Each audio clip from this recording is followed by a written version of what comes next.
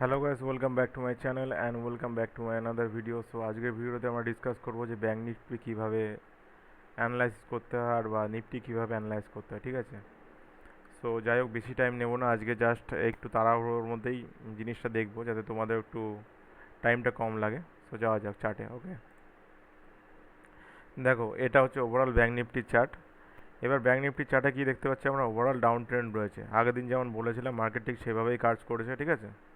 তোমরা যদি দেখে থাকো তো বুঝতে পারবে যে মার্কেট কীভাবে রিয়াক্ট করেছে। আগের দিনে যদি ভিডিওটা না দেখে থাকো তোমরা অবশ্যই ভিডিওটা দেখতে পারো, গিয়ে বুঝতে পারো যে আগের দিন মার্কেট আমি যা যা বলেছিলাম ঠিক সেইভাবেই মার্কেট রিয়াক্ট করেছে, ঠিক আছে? তো দেখো, বিষয়টা হচ্ছে কি, আগের দিন বলেছিলাম মার্কেট যদি এই ট্রেন লাইনটা ব্রেক করে মার্কেট এখানে রিভার্স ব্যাক করবে, ফল করবে, কি টাচ করে এইখানটায় টাচ করে উপরে উঠবে। সেম আজ রিজেকশন নিয়ে এলো, এখানে টাচ করে উপরে উঠলো, ঠিক আছে? বা এই ট্রেন লাইন যখন ব্রেক করেছিল এখান থেকে মোটামুটি মার্কেট নেমেছিল। এবার আজকে যদি অ্যাজাম্পশন দেখি বা আজকে অ্যানালাইসিস যদি দেখি আমরা আজকে কী করব আমরা, দেখো এইখানে টোটাল কাজ হচ্ছে আমার দুটো জিনিস আমরা দেখব। ব্যাঙ্ক নিফটি রয়েছে আমার মোটামুটি কত পয়েন্ট, এটা 52,148-এ আজকে ধরো ক্লোজিং দিয়েছে এখানে সাপোজ।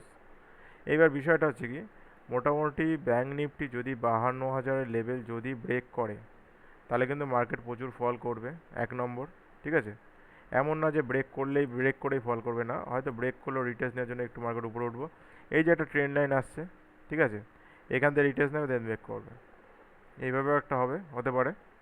আরেকটা কি, মার্কেট যদি এখানে কোথাও ওপেন হচ্ছে, সাপোজ যে মোটামুটি এই ট্রেন্ড লাইনের উপরে ওপেন হচ্ছে, দিয়ে এখানে টাচ করলো, ব্রেক করলো না, এখানে নেমে গেল, সেটা আলাদা বিষয়।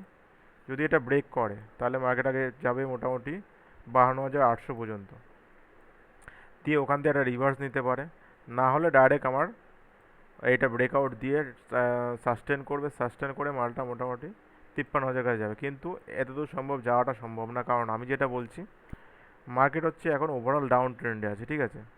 সো যার বিষয়ে আমি বলছি যে মার্কেট খুব সম্ভবত কালকে যদি গ্যাপ ডাউন ওপেন হয় আগে টাচ করে যদি ব্রেক করে তো ভালো, আর যদি না ব্রেক করে মোটামুটি এখানে পর্যন্ত যাবে, ট্রেন লাইন থেকে আবার আসবে।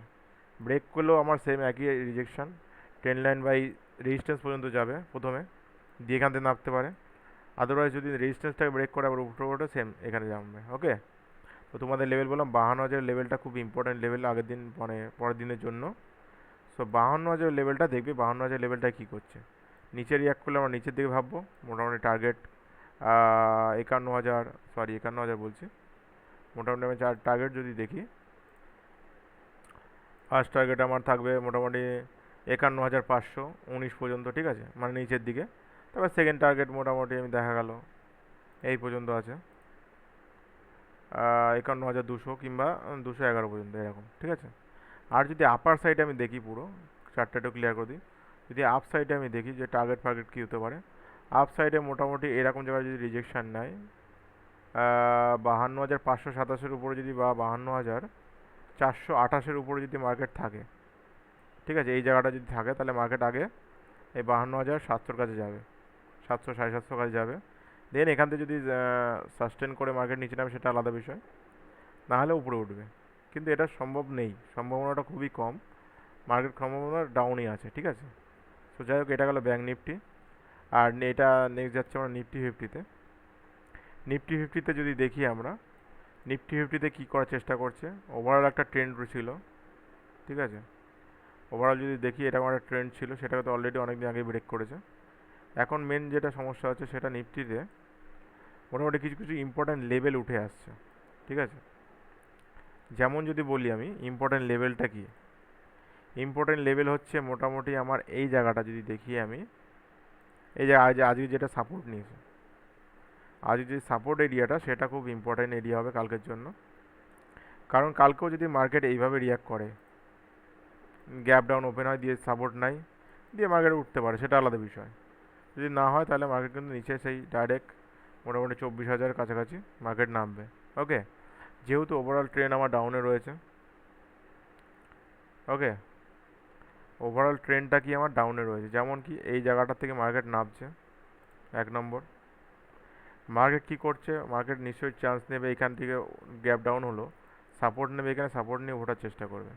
যদি এটা ব্রেক করে দেন আমার টার্গেট হবে 24,117। ফার্স্ট টার্গেট হবে মোটামুটি এটা টার্গেট আমি দেখি একটু 24,180, ঠিক আছে, বা 24,200 ধরতে পারো।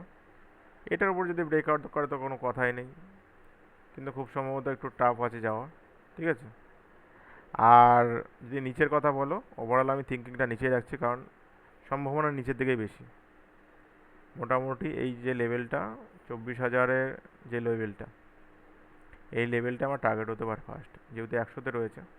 24,000-এর ফার্স্ট টার্গেট, দেন 24,000 যদি ব্রেক করে, ব্রেক তো একবারে করবে না, নিশ্চয়ই একটু রিটেস্ট নামে দিয়ে ব্রেক করবে, এখানে সাপোর্ট নিয়ে তারপরে আসবে।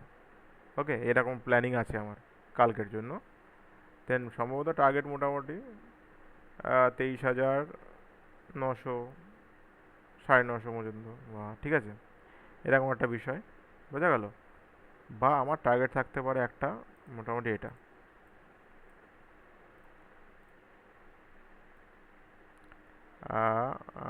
অ্যারাউন্ড যদি দেখি সাপোর্ট রেজিস্ট্যান্স, এটা ক্লোজিং, ক্লোজিং এটা, এটা ঠিক আছে, মোটামুটি 23,875, 850 ধরো, 800 ধরো, 23,900 কাছাকাছি ধরো, ঠিক আছে। সো এইভাবে আমার থিঙ্কিং রয়েছে, কালকে ওভারঅল মার্কেট কীভাবে কাজ করতে পারে সেটা আমার থিঙ্কিং গেল। মোটামুটি একটা ধারণা, এটা রিটেস্ট নেবে, নিয়ে উপরে উঠবে, নিয়ে টার্ন নিলে এই পর্যন্ত আগে টার্গেট, দেন এটা যদি ব্রেক করে আবার সেম টার্গেট রিটেস্ট নিতে পারে, বোঝা গেল। এই গেল ওভারঅল নিফটি আর ব্যাঙ্ক নিফটি অ্যানালাইসিস। আশা করি তোমাদের ভিডিওটা একটু ভালো লাগছে, আর যদি ভালো লেগে থাকে অবশ্যই একটা লাইক করবে, শেয়ার করবে, অ্যান্ড সাবস্ক্রাইব করতে ভুলো না। আর তোমাদের জন্য যে সিরিজটা আমি আনার চেষ্টা করছি ওর কাজ শুরু হয়ে গিয়েছে, সো এখন দেখা যাক কী হয়, আশা করি খুব শীঘ্রই তোমরা পেয়ে যাবে। ওকে, চলো দেখা হচ্ছে নেক্সট দিন, গুড বাই।